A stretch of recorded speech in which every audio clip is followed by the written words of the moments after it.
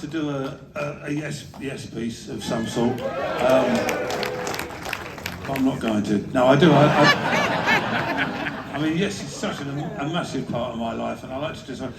I wanted to do something this time around, and earlier this year, my manager came up with an idea, which after 50 years of being my manager, was about bloody time he came up with something.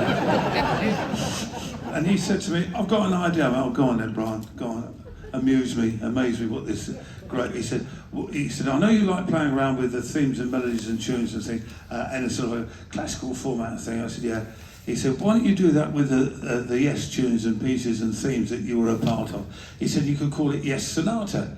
And I said, "You know what, Brian, that's a really good idea. Have you shit the bed or something? That's incredible." And he said, "I've got lots of ideas." I said, "I don't want to hear the rest of it. You've come up with one good one, that'll do." I said, "And I think it's a great thing." I said, "And the Yes Sonata is a great name." I said, "But it won't be a sonata, because a sonata's in 3 parts, but that doesn't matter. Still call it Yes Sonata."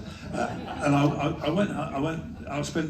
I literally spent weeks and weeks and weeks in my music room going through all of the Yes pieces that I've been involved with over the years and making notes of the different themes, little melodies, little bits here and there, and ended up with a list of about 30 of them, I think.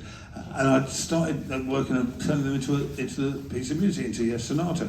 And eventually, quite a few, about a couple of months later, I recorded it. I've got an old Sony cassette recorder that's on my piano that I record everything on, and I recorded it and played it back, and I didn't like it.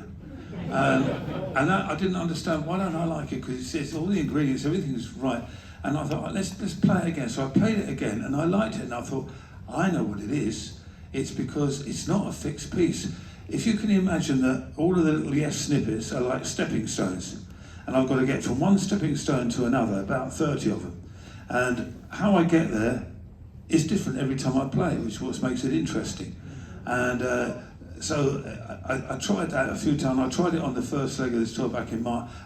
I was really happy with it because going every night, and it sounds really daft, every night it was the same but different. So tonight it's going to be the same as last night but different.